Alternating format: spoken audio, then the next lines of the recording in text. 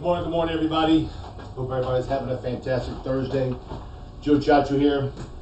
Today I want to kind of go over something that comes easy for some people and something that's a little bit overwhelming and challenging for some people. It has a lot to do with how to run what we do as a business. Now, before I get started, there's choices that you have to make to want to be in sales, or if you want to be just a regular employee working for somebody. Sales is not for everybody. Working in an office is not for everybody. So we've decided to take the sales aspect where we are considered a 1099 employee. And when you're a 1099 employee, you're working for yourself, yet you're not working by yourself. You got the carriers to help you out. You got the marketing company to help you out with the carriers. You've got us, you've got Heather, you've got Jay, you got myself, you got Henry, who does Medicare for us. So you need to sit and decide what you want to do. Before I get going, had an agent that worked with us for a very short period of time. Says, Joe, I can do this here. It's not a problem. I really love talking to people. It's something I know I can make good money at and all that there. So he came to the office, we sat down and we spoke. Drew my little diagram, a roadmap on what he has to do, what he should do, and basically what I recommended him to do. Yes, Joe, I'll do this, and yes, Joe, I'll do that there. You can count on me. I'm going to be your number one salesperson. This guy, he got me fired up. Well, he lasted about 3 weeks. And let me tell you what happened, is that if you're not willing to put your heart and soul into whatever you're doing, either a desk job, a sales job, or no matter what, you're never going to succeed at what you have to do. I told him, I said, you have to go knock on doors because people do not always answer their phone. Joe, I'll do it. He did not. I said, you got to learn the products. You've got to get the cheat sheets I have, and you have to learn where you can put a client at. This carries a point of sale. This carries a web app. This carrier is an iPad app, so you get approval there. Joe, it's just overwhelming, and I just couldn't do it. So I looked at him on the phone, and I wanted to put my hand through the phone line and choke him because the guy has talent. Yet what happens, he did not want to apply himself because he thought it was easy. What we do is not easy. Going to work every day, getting out of bed every day is not easy for everybody. There's certain times you need to put a firecracker up your butt to get you out of bed. You need to set appointments first thing in the morning to get you out of bed. So before you get going in what we're doing, you have to make a decision if you want to be a W-2 employee where you get a weekly paycheck, or you want to be a 1099 employee to where you're going to make as much as possible. Now, let's just talk some simple numbers to where you can sit and see the difference. Either way is good. Everybody's got different personalities. Certain people cannot walk up to a door and talk to that person. Well, you're not a salesperson. Certain people like myself does not want to be tied behind a desk every single day, having to do all the paperwork and making out checks. That's not something I like doing. Got to do a little bit of it, but I don't like doing it all the time. So let's think about this here. Always use Walmart as my example because they're a big company. Any company you go work for, you're going to make, let's say you make, I'm going to say $15 an hour, okay? Way higher than minimum wage, okay? But for simplicity's sake, we'll go $15 an hour. You work 40 hours a week, you make $600. That's it. Some companies don't give you no overtime. Some companies don't give you this. You may have to work another job, so in case you need to make more money. So at the end of the year, you're going to make approximately $30,000 a year, minus your taxes and everything. Hey, Jimmy. Company is saying, I'm sorry, Joe, we've got overtime for you. I'm sorry, Joe, you're locked out. So now you're saying to myself, well, what can I do to become an employee and grow up the ladder? So let's say you become a manager, or you become an area manager or a floor manager. And let's say you make $17 an hour. That's very good money. Here's my comparison here. $600 a week, $700 a week, or you're going to get into sales, what we do, and let's sit and say you buy 20 leads a week. 20 leads a week, you're a 20% closer. That means you're going to make 4 sales. Forget commission. We're going to talk about just hardcore dollars. Let's say you make $500 a sale. That's $2,000 a week. $2,000 a week compared to $600. Yes, there's cost in what we do. You got to pay a little money for gas. You got to buy leads. So let's sit and say leads cost $500. Say they cost $600, depending on what lead you buy. $2,000 minus the $500 is $1,500. Advances, chargebacks. Let's say you make $1,000 a week. What we're doing, and you're just a 20% closer. $600 to $1,000. It gets a little better. When you work for yourself, you can work the hours you want. You can use a Schedule C, which means you've got now deductions that you can save money, whereas you're a regular employee, you cannot do that. Here's the picture here. You have to make a decision on where you want to take yourself. You got to have a plan. You got to have some type of roadmap on what you want to do. I don't know how to make a roadmap, Joe. How do I do it? What do I need to do? Call me. We'll go through the simple processes of doing it. Now, before you jump into this here, you've got to totally understand sales has its highs and it has its lows. And when you're making money, it's the best job in the entire world. When you're not making money, you want to jump off the Empire State Building. I've been there many a times. Yet what I do is that what pulls me out of that negative thought process is the weeks where I was making myself a lot of money. So when you sit and think and you prepare your mind, have a positive mindset on this is something I want to do, you're going to do well. There's a learning curve in any business you go. Quit us today. Quit, go somewhere else. You're going to start the process all over again, either doing another insurance field job or a different type of job. You're going to have to go through a learning curve no matter who you go work for. And what ends up happening is that you're going to find a reason and an excuse not to do it. Everybody has to have a thought process is that I have to learn to do better. When you went to school, you had to learn to make good grades. You just didn't sit at home and sit and say, you know, I'm all this and I'm that and I don't have to study. It came easy for some people. It didn't for me. I had to study. I was great at lunch, I was great at PE, and I was great at seeing what time it was to get out of school.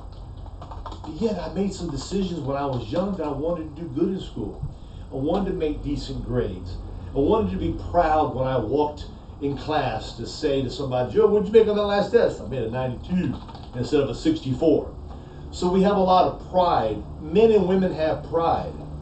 So when you're in sales, when you see your name on the leaderboard, when you're talking to your friends, how was sales today? It hurts to sit and say, well, you know, Joe, it really wasn't that well. I didn't make no sales today, but tomorrow I'm going to go out and I'm going to do it harder. You got your ups and you got your downs. Now, when you work for yourself as a 1099 employee, you're going to be getting a paycheck. And that paycheck is not your paycheck. That's right, it's not your paycheck. That paycheck is your company's paycheck. And that is something you have to set up. You have to set up a personal checking account if you're a sole proprietor to get all your money to go into that business account. Or if you're an LLC or if you're an S Corp, you have to have a separate checking account separately to where all of your deposits from your sales go into your business account, not your personal account. Because your personal account is, well, I got $500 in there, I'm going to spend it. Now, you got to sit and say, well, Joe, how much money do I save? Joe, that's a pain in the butt. I think I can handle it. Well, if you feel you can handle it all going into one personal account and do it that way, God bless you. Okay? The way it works for me and some other folks I've dealt with, all that money goes into a business account or a personal account, as I said, if you're a sole proprietor. Then from there, you make your payments, your bills out of that business account. Leads, if you need paper, you need to buy a fax machine, you need to buy a laptop, and you have everything itemized there, so at the end of the year, Now you can use that for your Schedule C to write all these things off. Number two, well, Joe, how do I pay myself? Well, either you pay yourself in forms of a paycheck, where you withhold income tax and personal taxes for yourself and deposit that check into your personal account, or you take draws against your business account into your personal account. Get with your CPA, get with a bookkeeper, get with whoever you use to do that, and they're going to advise you what is the smartest way. My personal feeling is that if you're going to pay yourself monthly, I'd give yourself a nice salary, whatever is affordable. So let's sit and say your average bring home, let's sit and say is, let's think of a number, let's say $10,000 a month. $10,000 a month. My thought is pay yourself $1,000, $2,000 a month in a salary, take out taxes, take out withholding, send that, it's called the 941, send it in every month, okay, to where every month those monies are being set off to the side for you in a escrow account held by the IRS and the government, okay, to where you don't have to come up with that big chunk of change at the end of the year. I know a lot of agents who get all that money in their personal account, and what they do is they spend, thinking it's all their money, which it is. But Uncle Sam says, hey Joe, you make some money, you got to give me some. Uncle Sam always has his hand in your pocket. So if you're smart, you're going to start paying him a little bit every month. So at the end of the year, you don't have to come up with that big amount. It's kind of like when we sit and say when you go see a client, you want to make a little small check out every month, or do you want your kids to make out a big check when you pass away? Same concept when it comes to paying your personal taxes. My thoughts are, goes to a separate account, pay yourself money. Well, Joe, I don't want to keep all that money in my doggone business account for the mere fact is that that's my money. I work hard for it. I don't want to do that there. I'm going to tell you to think about that comment I just made. If you're having good weeks, I'm telling you, you're going to have bad weeks. I'm telling you, you're going to have fantastic weeks. In the times that it's bad, you got chargebacks, it's slow. The only way for us to stay in the game and to make money is to buy some type of lead. Either a direct mail lead, Facebook lead, a phone lead, a door knocking list lead. You have to buy leads to get in front of people. Or if you want to be adventurous, start knocking on the houses next door, start asking for more referrals. When you start combining your leads with your referrals, you can see that business account start to grow. What you can do is that you need to make a list of what you're bringing in and get somewhat of a temperature gauge of how much money you should be making at the end of quarter 1, 2, 3, and 4 based on the last quarters. By saving some money and setting money off to the side and not just spending it, what it does, it gives you that cushion to where when you go into a house, you know in your personal checking account you've got $400, yet in your business account you've got $4,000. And believe it or not, when you have that extra money sitting there and you're not touching it, when you go into somebody's house, you don't come across with the commission breath that I have to make a sale.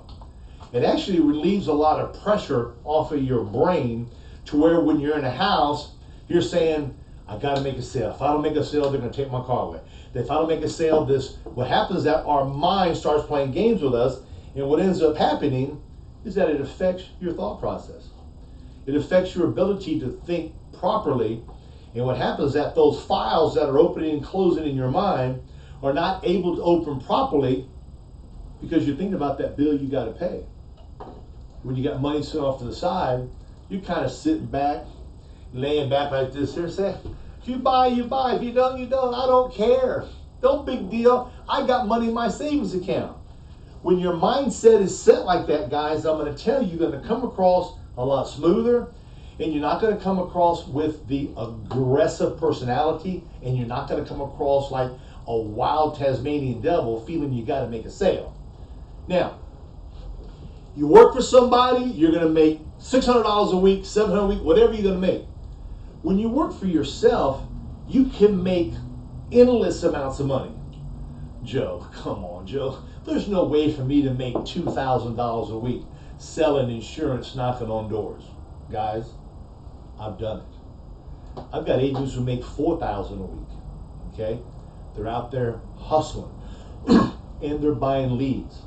And they're working hard. They're working a couple of nights. They're working a couple Saturdays a month. Okay? But here's the beauty. When you work for yourself, you can take a day off. If you were sick Monday and Tuesday, you can work Friday and Saturday. You go have a regular job, you sick Monday and Tuesday, and you have no more sick time, no more vacation time left. What happens now, instead of you get paid for 5 days, you get paid for 3. So what ends up happening? Your checking account feels it. Same way when you're in sales. The beauty about working for yourself is that you have an endless amount of money that you can make. You've got to discipline yourself that when you go to work, I'm going to knock on doors, I'm going to make phone calls, I'm going to learn these products, I'm going to learn what carriers accept which patients. You're going to understand and you're going to get pissed off when you got a chargeback. I know that feeling, okay? It kills me when I go to a house, somebody buys something from me, say, yeah, Joe, draft it next month on the 3rd. No big deal, Joe, I got the money in the account. You go look at your commission statement and the check didn't clear. You go, damn, what happened? Call client, oh, I had this bill I had to pay. I forgot about it. So that's when you want to go to the client's house and just choke and say, wait a minute, brother. That was my car payment you just messed with. So now what you got to do, you got to put on your delicate gloves. You got to bring out your professionalism. You got to go back and see him and say, let's see what we can do to work something out for you. When you work at Walmart, you can get a paycheck, whatever it is. That's it. You work at McDonald's, if you work for a Fortune 500 company, you're going to get a paycheck. The thing about us is that if you have a chargeback, you can work every day an extra hour, 2 hours to make up for that there. You got a bad week, you can have a great week next week. So you got to sit and think about, do I want to be a 1099 where I can make money, yet I've got to be disciplined? I've got to be conscious of what I'm doing, knowing I have to save money to buy leads, or do I want to go work for a company where I get just a regular paycheck? Now, what happens is this here. Agents' minds get all racked up. Man, I got to pay $500 a week for leads. I got to pay $375 for leads. I got to pay $650, please. Man, this is killing me. Leads is a cost of doing business. You have expenses no matter what business you're in. The beauty about it is that every lead you buy is an expense off of your gross revenues. You can get a write-off for gas. Gas today is 58.5 cents that you can write off traveling back and forth to seeing your clients. At the end of the year, that's a write-off.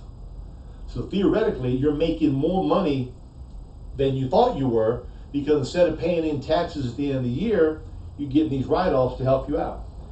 I want you to look at a lead as a cost of doing business, yet that lead is the opportunity for you to make money.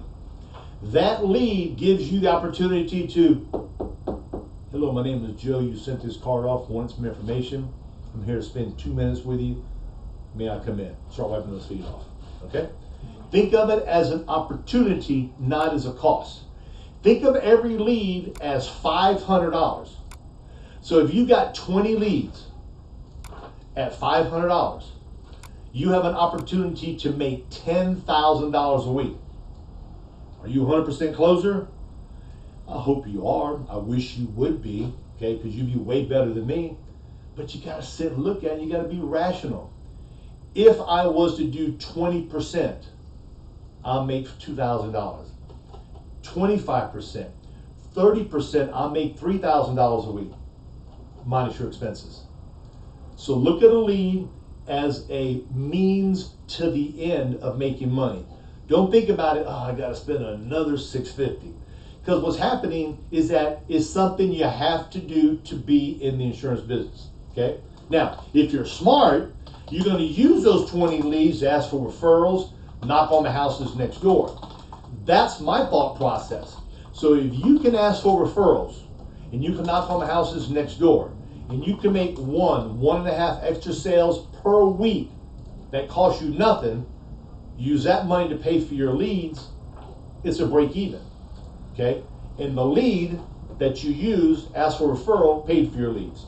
Now, what I'm gonna recommend you to do is that when you jump into this feet first, every company that you deal with has write-offs. Every company has expenses. So there's something called a Schedule C that you get the profit or loss for business. So if you're an individual person, a sole proprietor, or you're an individual person that just wants to go as a single person, you have the opportunity to get this sheet and write off your expenses.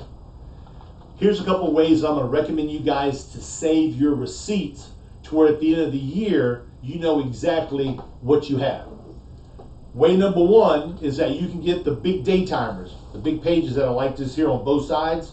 And what you can do is that you can attach that receipt from today on the back of the paper. So let's say today you take a client out to have lunch. Client bought full policy from you, you want to take them to lunch, and let's say lunch costs you $35. IRS says, Joe, you can take out whoever you want as long as it's a business expense. You need to write the person's name on the receipt. You're only going to allow you to take a 50% deduction because you're eating with them. So if it costs $35 for lunch, $17.50 is a write-off, $17.50 you got to pay for because you had to have lunch anyway. Get that receipt, attach it to your day timer, okay? Or what you can do is that you can save all your receipts and put them in an envelope. So every month you have an envelope with all your receipts in it, okay?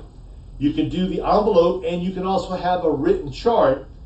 Gasoline this week, 35 miles today, 100 miles tomorrow. Gas, I had to buy a new iPad, I had to buy some paper, I had to buy some pens. You write all this stuff down because it's all a write-off, okay? If you want to advertise, let's say you want to advertise in a church bulletin, you want to advertise in a local community, that advertisement cost is an expense that you can put on your Schedule C. If you hire a CPA, that's a write-off.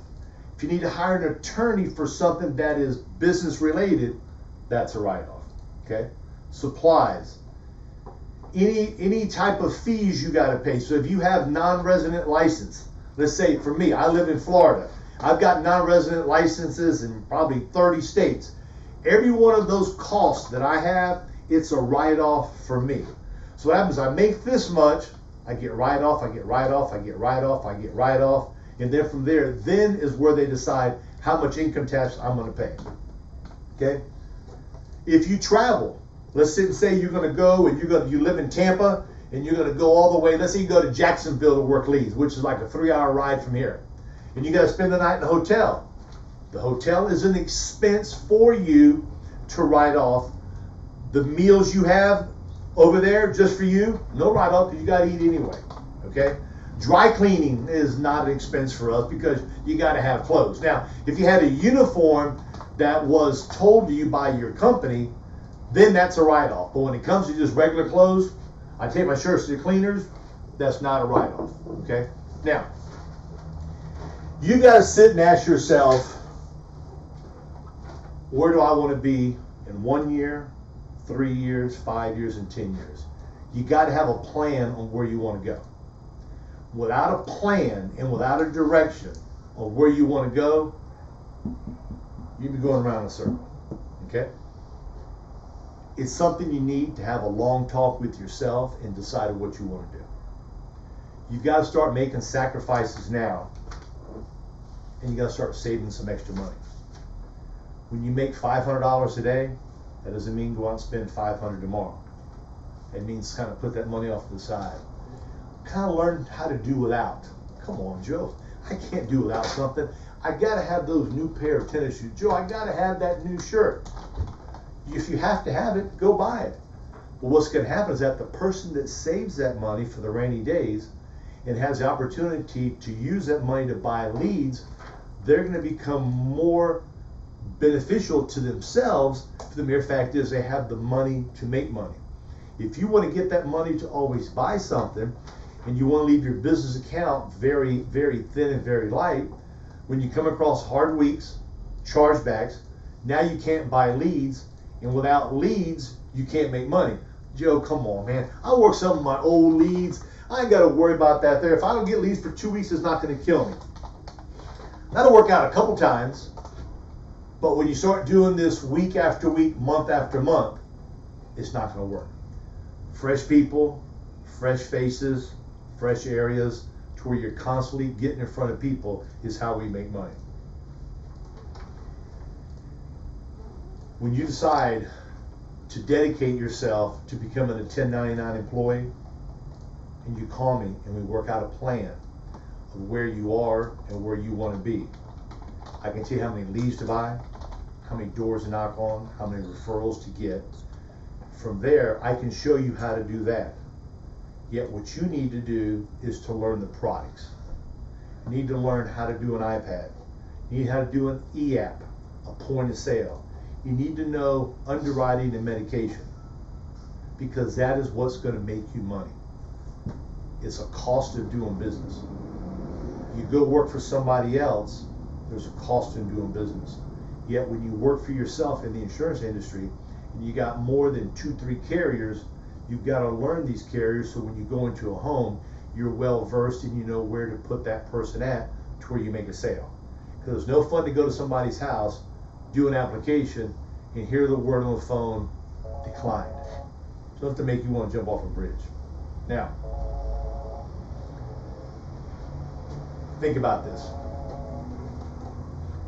1099, you work the hours you want, the amount of money you can make is endless. Yet there's cost involved. Cost of a lead, cost of a car. There's the cost of getting your butt out of bed, staying out instead of going home.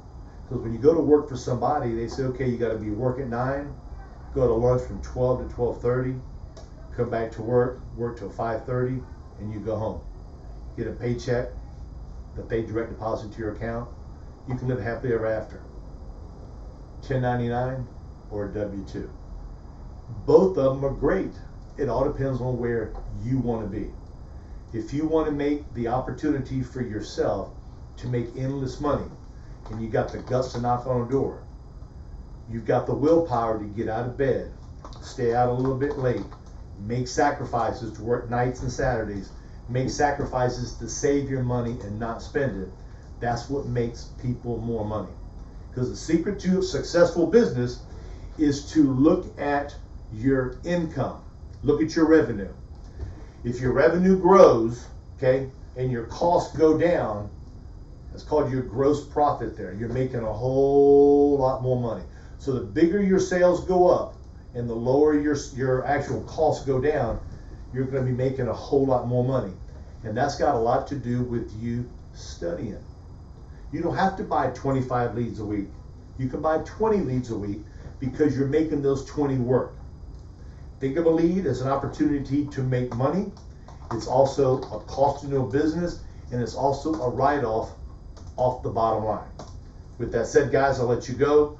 Hit them hard. Make the decision.